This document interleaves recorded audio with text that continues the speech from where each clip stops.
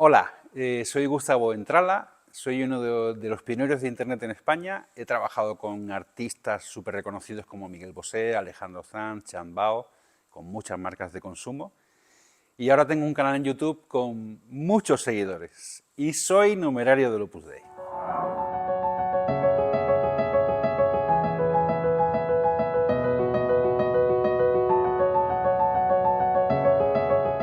Te voy a preguntar desde cuándo eres del Opus Dei y cómo fue tu incorporación al Opus Dei. Yo el primer paso lo di en el año 86, o sea, de eso hace ya entonces 38 años. Yo tenía 16 años. Y la incorporación definitiva fue en el año 93, justo después de la Olimpiada de Barcelona. Y de eso hace, ¿cuánto? 31 años. O sea que llevo bastantes años en la obra. Y mi incorporación fue, me comentaron la posibilidad de que me planteara mi posible vocación a la obra, cuando yo tenía 15 años, me parece. Y entonces, bueno, pues salí de esa conversación y no volví a pisar el centro en 9 meses, me parece que fue, porque no tenía ningún deseo de ser de la obra, ¿no? Bueno, me llamaron alguna vez en ese tiempo y tal, pero en general yo fui bastante autónomo e independiente. Hasta que un día ocurre un suceso familiar, una conversación entre un hermano mío y mi padre, bastante difícil y tensa, sobre el tema de Dios y la entrega a Dios y demás. Y yo en aquel momento, bueno, pues me impactó mucho lo que decía mi hermano, a mi padre. Y por la tarde fui a una iglesia y vi con una claridad grandísima que Dios me pedía que viviera para Él, que mi vida fuera para Él, ¿no? Eso, bueno, pues luego hubo un periodo en el que yo tenía que madurar esa decisión por dentro y demás, ¿no? Y tenía también que, o sea, yo veía que eso era lo que Dios quería de mí, estaba dispuesto a aceptarlo, pero digamos que antes de formalizarlo, por así decirlo, me tomé un tiempo, ¿no? Pues yo qué sé, pues de salir con amigos, de hacer cosas que me apetecía, y luego ya en un momento dado, pues como a los 3 meses de esa conversación, pues ya escribí una carta y me hice aspirante. Y luego hay una serie de años que pasan ahí entre medias, donde esa decisión fue madurando, y ya pues eso, en el año 93 ya hice la fidelidad, que es el momento en el cual nosotros decidimos que queremos, que vamos a pertenecer a la obra pues hasta que nos muramos, ¿no? Antes de que esta persona te comentara, te planteara cómo era tu relación con Dios, o en algún momento te habías planteado algún tipo de llamada o... Bueno, hay momentos de mi infancia en los cuales pensé, oye, pues yo igual, no sé, a lo mejor podría ser cura en un momento dado, ¿no? Pero era un niño bastante soñador, tenía siempre muchas ideas en la cabeza, estaba siempre soñando con proyectos y demás, ¿no? Y tengo que reconocer que mi vida personal, creo que Dios fue, en un momento dado, me dio una lección de creatividad, porque me planteó un esquema de vida mucho más original del que yo había pensado. Y ese esquema de vida, o ese modelo, ese estilo de vida, implicaba además satisfacer algunas de las necesidades que yo tenía como persona. Creo que soy una persona pues, que tiene un corazón grande, con lo cual lo que la obra me ofrecía o lo que Dios me ofreció ahí fue un amor grande, que tiene por objeto a Dios, por así decirlo, ¿no? Y luego un entorno muy estimulante de la gente de la obra que me parecían, pues todos con sus virtudes y defectos, pero había gente muy inteligente, muy bien formada, que te abría miras, que te abría expectativas en la vida. Y luego una institución que además tenía como un sentido de universalidad muy fuerte. O sea, habiendo nacido en España, pero ir a un club de la obra para mí o ir a actividades de formación de la obra me abría expectativas, me abría al mundo, me abría nuevas realidades, ¿no? Me exponía a cosas en las que yo nunca había pensado. Con lo cual, para mí la entrega a la obra o descubrir mi vocación a la obra pues fue un regalazo. O sea, lo he visto siempre como un tesoro que Dios me ha entregado, ¿no? Aunque al principio te resistieras, y esa resistencia al principio, ¿por qué? Si era todo tan maravilloso, ¿por qué? Pues yo creo porque ahora ya a mi edad las cosas se ven con muchísima más claridad que cuando eres joven, ¿no? O sea que Un adolescente es una compota de sensaciones, de emociones, una locura, ¿no? Lo que pasa en la cabeza de un adolescente. Y ahí, lógicamente, pues había miedos también, obviamente, ¿no? O sea que joder, era tomar una decisión gorda. Yo creo que los que me hablaron en su momento pues vieron que era una persona que tenía madurez, siempre he parecido mayor de lo que era en realidad. Y entonces tenía miedo, claro que tenía miedo, porque sabía lo que comportaba la entrega, no conocía absolutamente todos los detalles de lo que me iba a pasar después, pero sí sabía que era una decisión seria. O sea, esto no estamos hablando aquí de comprarse un móvil, ¿sabes? Sino que esto es una decisión muy potente. Y claro que cuesta, da vértigo y no lo ves con total claridad. Entonces yo creo que es inevitable, ante un paso como ese de tal calibre, sentir vértigo es síntoma de que eres un ser humano, o sea, de que sabes lo que estás haciendo. Y yo sentí vértigo, sentí miedo, no tenía seguridad, pero con el paso de los años se van viendo las cosas cada vez con más claridad y cada vez lo vas disfrutando más, además, ¿no? Y quería preguntar también cómo ha influido en tu vida ser del Opus Dei en tres facetas, ¿no? O sea, en tu trayectoria profesional, si ser del Opus Dei te ha hecho recortar expectativas o tu carrera profesional, en las relaciones con tu familia y también en tus relaciones sociales y de amistad. Vale, pues a mí el Opus Dei me ha enseñado, yo creo que, o Dios a través del Opus Dei, ¿no? Pues me ha enseñado tres cosas, ¿no? La primera me ha enseñado a levantarme todos los días con la ilusión de ser mejor. O sea, en la obra y en mi familia, pero la combinación de mi familia y la obra hicieron que yo entendiera que siempre se puede mejorar, que nunca estamos totalmente hechos, ¿no? Y yo me considero todavía un proyecto de persona. O sea, y creo que eso te da una juventud interior muy bonita, porque siempre te puedes equivocar, hay cosas que puedes mejorar en tu vida, hay cosas que luchas y se te hacen muy difíciles y luego se te hacen más fáciles, ¿no? O sea, que es como un progreso de la persona. Luego, en segundo lugar, bueno, y querría haberlo puesto en el primero, la amistad con Dios, ¿no? Y el trato con el Señor, ¿no? Sin eso no se entiende nada y sin eso no tiene nada sentido, ¿vale? Es como Y en tercer lugar, como una dimensión trascendente de la vida, o sea, en el sentido de que yo sé que estoy aquí para algo y tengo una misión concreta y estoy para hacer mi trabajo muy bien y a través de ese trabajo y a través de mi vida iluminar a la vida de muchas personas, ¿no? O sea, que no haya nadie que pasa diariamente por mi vista o por mi contacto personal que no se sienta ilusionado, ¿sabes? Que diga que al ver mi vida no sienta un estímulo. Entonces, en la vida profesional, para mí la obra ha sido, y la vocación han ido como muy en paralelo, o sea que considero que yo descubrí mis talentos a través de la obra. Voy a contar una cosa muy tonta, ¿no? Pero cuando yo era pequeño, en un momento dado tenía el sueño de ser notario. El notario en España, fuera de España no se conoce, pero el notario en España es una profesión, apruebas una oposición y tienes ese trabajo de por vida. Y se gana mucho dinero, ¿vale? Y entonces mi padre me metió esa idea en la cabeza, o hablando con él o lo que fuera, ¿no? Pues la idea de ser notario. Pero cuando me hice de la obra, en fin, empecé a exponerme a nuevas realidades y a un mundo mucho más abierto por la variedad de perfiles que hay y descubrí que mi vocación estaba en la comunicación y la creatividad, ¿no? Y lo de la notaría quedó completamente olvidado. O sea que la obra ha sido el lugar en el que yo he descubierto también y he podido activar mi vocación profesional.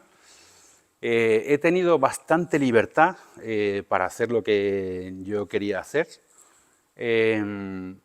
Siempre también, hombre, yo he tenido claro, quizás sea una persona con una vocación profesional muy clara. Y eso hace que las cosas resulten más fáciles, ¿no? Y bueno, y siempre he encontrado apoyo, la verdad, en los directores, a las cosas que yo quería hacer. También a veces me han pedido cosas, me han pedido que dedique un tiempo a un proyecto interno o que, yo qué sé, pues que me cambie de centro, de casa o lo que sea. Eso me ha costado y cuando no lo he visto, pues lo he planteado con confianza. He dicho, oye, mira, me habéis pedido esto, yo sinceramente no lo veo por esto y por esto, Pero de todas maneras, si vosotros pensáis que esto es lo que tengo que hacer, pues yo lo voy a hacer. Y la verdad es que ahí siempre me he sentido muy escuchado y no tengo ninguna quiebra interior, ¿sabes? Por haber tenido, porque me hayan dicho que no, algo que yo había planteado. No, o sea, siempre ha sido un diálogo. Bueno, luego quería preguntarte dentro del modo de vida, ¿cómo es la vida dentro de un centro? A veces se habla de relaciones desnaturalizadas, ¿no? Pues si es posible tener amistad con personas del Opus Dei. Vamos a ver, la vida en un centro es bastante divertida. Y luego, la vida en un centro es un entorno de convivencia. Y los entornos de convivencia ya sabemos que son difíciles, ¿vale? Porque el roce es constante, porque en la obra cada uno es de su padre y de su madre, obviamente. Cada uno tiene un carácter distinto, y en eso la obra yo creo que es una gran escuela de formación. O sea, yo creo que conozco el carácter humano y el temperamento humano muy bien, y cualquier persona de la obra lo puede decir, porque hemos conocido a tanta gente de tantos estilos de vida, de tantos países, que eso es una riqueza extraordinaria, ¿no? Entonces, el día a día, pues mira, estás acompañado por un grupo de personas que quieren en el fondo lo mismo que tú, ¿vale? Que quieren, que tienen unos ideales, que están como tú luchando por ser mejores. Y luego son personas pues, que pasan dolores, sufrimientos, enfermedades, dificultades, momentos donde uno dice lo que no debería, momentos en los que uno puede hacer daño. Pero mi experiencia es que es una maravilla. O sea, yo disfruto mucho con las personas con las que vivo y con las que he vivido. He aprendido mucho de ellas. Y luego la afinidad que tienes pues no es la misma con todos, evidentemente, porque no seríamos humanos si eso pasara, ¿no? Pero que aprendes a querer a personas con las que no tienes tanta afinidad y aprendes a rezar por ellas y aprendes a pedir a Dios por ellas y a ayudarles en lo que puedes, eso es una realidad. Y luego, evidentemente, pues congenias más con unos que con otros, eso es... y yo tengo muchísimos amigos de la obra con los que he vivido. Algunos siguen siendo de la obra y otros ya no lo son. O sea que... Y sigo teniendo una amistad entrañable, ¿no? O sea que... Después, uno de los temas más controvertidos es la cuestión del celibato, ¿no? El celibato en el siglo XXI es una realidad muy contestada. Se habla mucho también del celibato sacerdotal, pero creo que se puede extender al celibato de una institución, al celibato de los numerarios.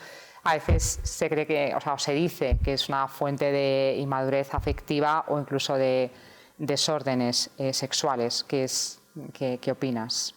Pues mira, yo tengo un amigo que es futbolista y es un futbolista muy conocido. Y un día, cuando estábamos empezando a conocernos y a tratarnos y a hablar, me llevó a casa. Y de camino a casa me preguntó, oye, pero Gustavo, entonces tú estás casado, ¿no? Y tu mujer y tal. Y dije, mira, no estoy casado. Y además no me voy a casar. Y me dijo, o sea, y prácticamente se asustó tanto de lo que le estaba contando que tuvo que parar el coche en la carretera de Castilla y decir, pero vas en serio, o sea, tú no tienes una mujer y no tienes relaciones sexuales. Y digo, no. Cuando tenía 16, 17 años decidí emprender un camino que implicaba no casarme y entregarme a los demás y lo he seguido. Y bueno, le hizo muchísima gracia, o sea, le asustó. Y eso me hizo ver que efectivamente, pues a día de hoy, la cuestión del celibato es sorprendente y es difícil de entender, ¿no? También, pues porque tenemos una sociedad hipersexualizada, ¿no? En el que el sexo tiene un protagonismo muy grande. Mi experiencia ha sido que yo vivo como una persona enamorada. O sea que yo estoy enamorado de Dios, estoy enamorado de la Virgen, hablo con ellos todos los días, les busco en mi día a día, les quiero con mucho afecto, les pido ayuda para todo y efectivamente me siento muy lleno, muy colmado. O sea, también como persona que ha vivido muchas cosas profesionalmente, ha viajado mucho y ha estado expuesto a muchas realidades, pues he podido disfrutar de otras cosas que te da la vida, pero yo considero que a mí Dios me llamó al Opus Dei como numerario tengo muy integrada en mi vida esa vocación, esa idea, y sinceramente me siguen gustando las mujeres un montón. Siento la atracción por las mujeres, siento también la complementariedad afectiva que se da, porque he trabajado y convivo con mujeres, pero siempre he visto que lo que yo he recibido, esa relación con Dios y ese poder darse a mucha gente y estar disponible para muchas cosas, me ha colmado con creces, ¿no? O sea que mi experiencia personal es que Dios paga muy bien a quienes se deciden por ese camino y quienes reciben también esa vocación. O sea, yo no tengo ninguna sensación de ser una persona incompleta, ni de ser una persona afectivamente no resuelta, ni nada por el estilo. No tengo esa percepción para nada. Se acusa al Opus Dei de rigorismo, de exceso de disciplina, de miles de preceptos, de normas que hay que cumplir y que terminan por agotar a las personas. Hay algunos testimonios que hablan cómo esto puede quebrar la salud psíquica, entonces quería un poco que me contaras cuál es tu perspectiva, qué opinas de esto. O sea, la obra, yo me he dedicado mucho tiempo a trabajar con marcas de consumo y el Opus Dei es una marca fuerte. O sea, había un periodista vaticanista americano que se llama John Allen que decía que él veía el Opus Dei como una cerveza negra irlandesa de estas potente. O sea, digamos que la marca es una marca muy auténtica que pone por delante de ti el reto o la idea o el ideal de ser santo y no te engaña. O sea, te dice que eso va a incluir muchos momentos muy positivos en tu vida, que vas a recibir muchos bienes, pero al mismo tiempo también que vas a tener que hacer sacrificios, ¿vale? O sea que desde ese punto de vista no engaña el producto en sí. Luego, al mismo tiempo, yo tengo amigos que tienen hijos pequeños y que a lo mejor llevan casados 5 o 6 años y ellos tienen una vida mucho más sacrificada que la mía.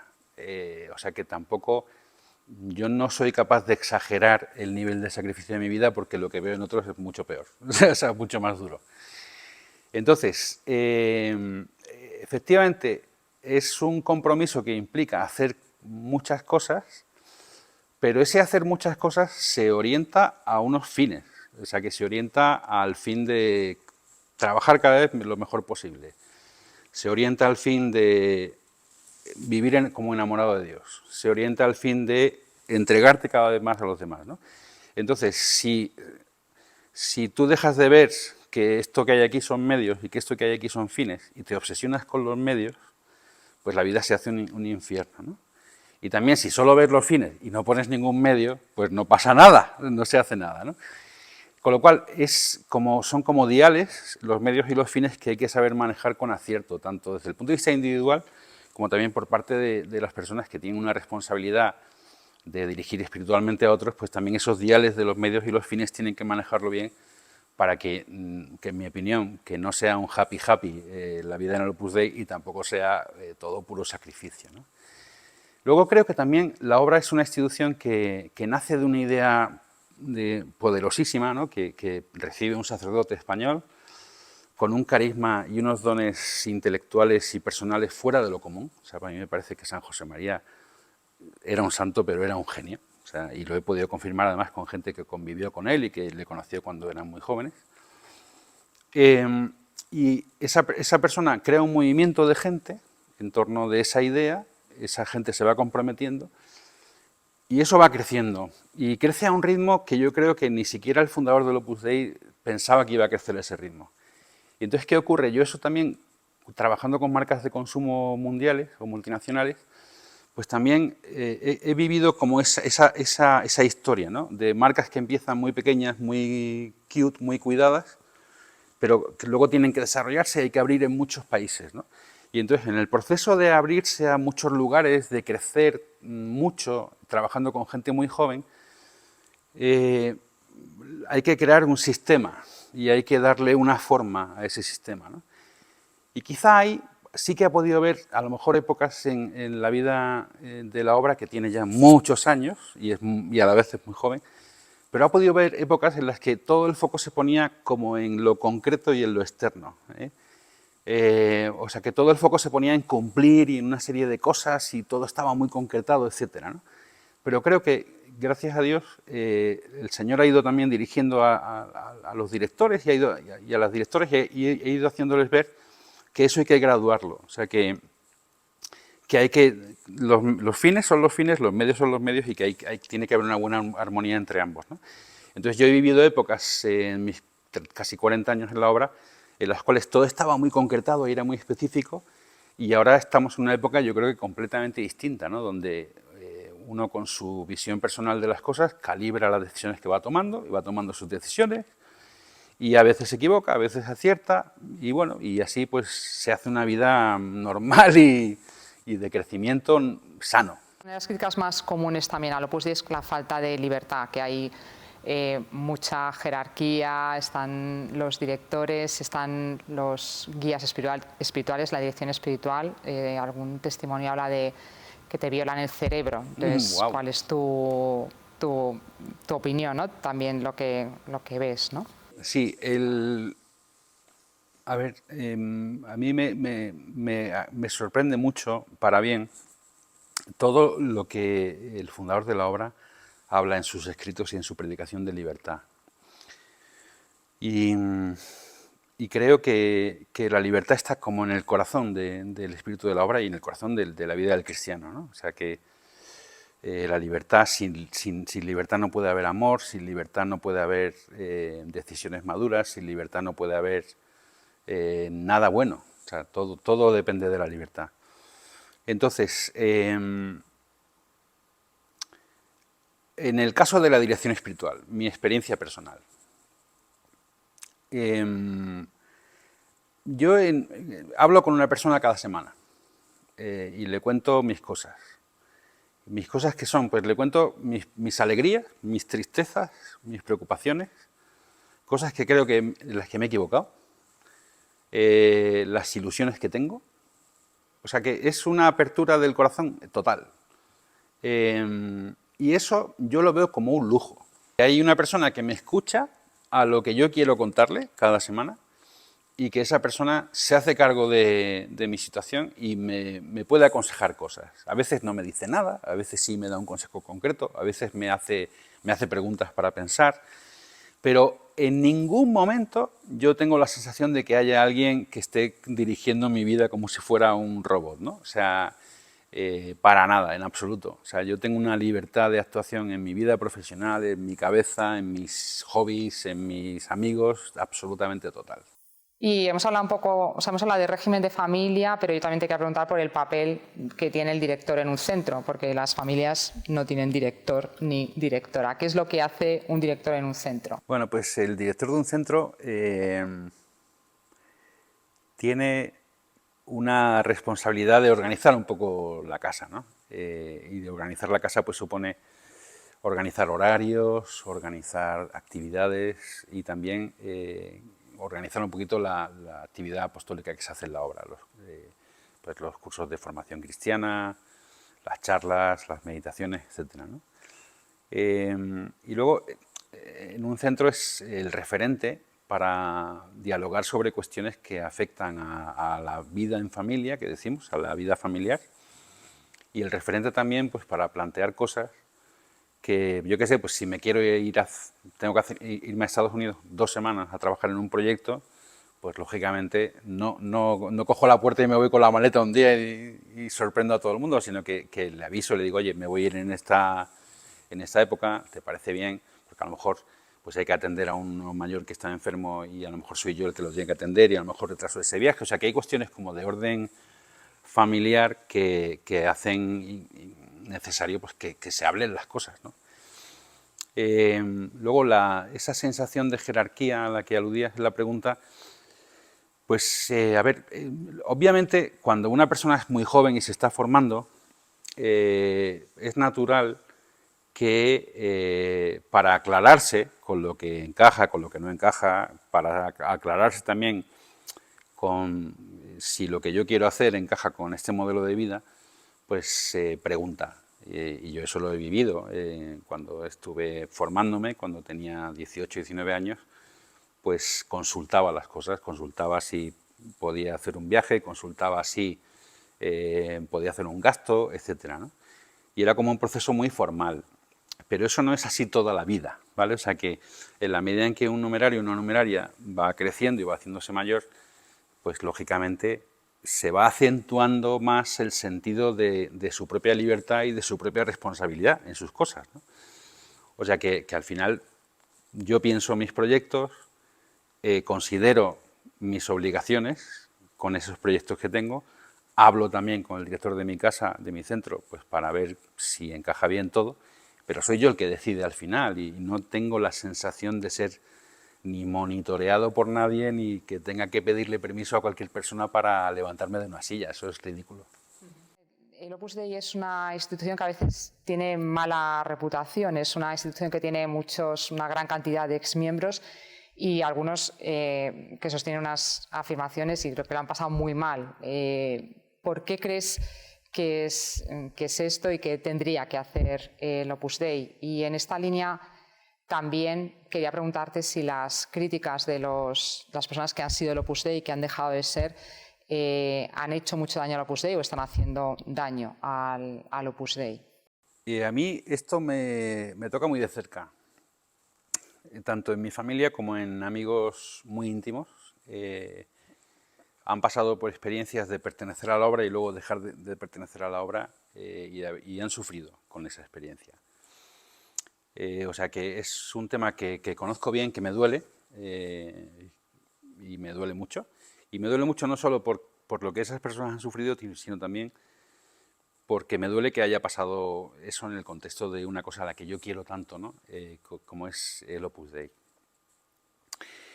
Entonces, a mí me parece que las experiencias de estas personas, que son muy dolorosas, yo rezo por ellas y les daría un abrazo si les estuviera aquí delante a cada una y a cada uno. Y también son experiencias que ayudan al Opus Dei a aprender, ¿vale? En mi vida personal he conocido a muchas personas que eran del Opus Dei que han dejado de serlo. Algunos porque no era lo suyo, porque no tenían condiciones humanas o no encajaba o ellos no lo veían claro. En otros casos son personas que a lo mejor empezaron con mucha ilusión y luego, pues, yo qué sé, al acabar la carrera pues, se han enamorado de una chica o de un chico, lo que sea, y lo han dejado. En otros casos son personas que, bueno, que se han roto en un momento dado o que han tenido, pues yo qué sé, una crisis personal y han decidido cambiar la deriva de su vida. O sea que cada historia es única y y eso, entre los casos que yo conozco de forma más directa, pues ha habido algunas situaciones en las que pues quizá esa persona no tenía las condiciones para ser de la obra o para ser numerario. Ella lo veía y quizá pues las personas que le trataban o que hablaban con él pues pensaban lo contrario.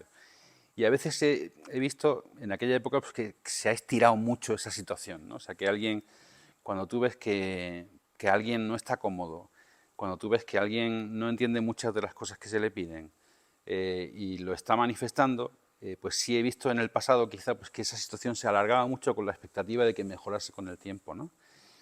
Y yo creo que la obra no tiene ningún interés en tener a nadie dentro que no tenga condiciones, que no tenga vocación y que no esté feliz, ¿vale? O sea que, y en ese sentido, pues quizá a mí me parece que, gracias a Dios, la obra, con el paso de los años, ha ido madurando en su manera de contemplar esas situaciones, ¿no? Y eso me parece muy positivo. Y luego, yo creo que el sufrimiento de estas personas, que insisto que a mí me duele también a nivel personal, es un sufrimiento legítimo, es un sufrimiento que tenemos que escuchar en la obra y tenemos que ver también pues, cómo se pueden reparar las situaciones en las que una persona ha podido sufrir tanto y qué lecciones podemos extraer de ahí para hacer las cosas cada vez mejor, ¿no? Y que la obra pues, sea un entorno en el que cualquier persona que tiene esperanzas de vocación pues puede ingresar en la obra y si en un momento dado esa persona se ve que no tiene vocación o que no tiene las condiciones, pues que deje la obra y no pasa absolutamente nada. Y que quien tiene vocación, pues que siga y que sea muy feliz durante mucho tiempo. Y después quería preguntarte cuál ha sido el día más feliz de tu vida y cuál ha sido el día más doloroso. Vale, el mejor día de mi vida fue el día que estuve en la Santa Sede con el Papa Benedicto XVI, ayudándole a configurar su iPad para poder empezar a comunicarse en Twitter con el mundo. Fue un día, en el año 2011, el Papa no había estado nunca en Twitter y no usaba Twitter, y gracias al trabajo que hizo mi equipo y que hice yo con la Santa Sede les convencimos para que eso pasara. Ese día fue un día en el que me acordé, mientras estaba con el Santo Padre, me acordé de mis padres, me acordé de mis amigos, ¿no? O sea, fue como un día resumen, como decir, bueno, ya a partir de aquí ya has hecho esto, ya no sé qué más grande vas a hacer, ¿vale? Y bueno, un momento duro por el que pasa todo el mundo es la muerte de un padre, ¿no? Y mi madre vive, mi padre falleció hace 8 años y además fue todo bastante acelerado y bastante rápido, y gracias a Dios pude ir a mi ciudad de origen, a Granada, y pude estar con él y hablar con él y darle un abrazo antes de que falleciera, ¿no? Y mi padre es una persona muy importante en mi vida, de la que he aprendido la magnanimidad, he aprendido también a ir a por cosas grandes, tener sueños grandes, trabajárselos, ir a por ellos, no tener miedo. Y en fin, y el 90% de mi vida y de mi vocación se la debo a mis padres y específicamente para lo profesional a mi padre. De esto que cuentas, deduzco que tu padre era del Opus Dei. No, que va, que va, que va, que va. Mi padre no entendió la decisión que yo tomé en su momento cuando se la transmití. Me respetó, me dejó hacer lo que yo pensaba que era adecuado, pero durante unos cuantos años no dejó de hacerme ver que no estaba muy contento con esa decisión que yo había tomado, porque él creía que no era la correcta. Pasaron los tiempos, los años, seguimos hablando mucho, y yo creo que cuando falleció mi padre se sentía muy orgulloso de mí por lo que he hecho profesionalmente, y también porque vi mi camino y lo seguí. Y eso a él le parecía que tenía mucho mérito, habiendo contado con una oposición bastante directa por su parte.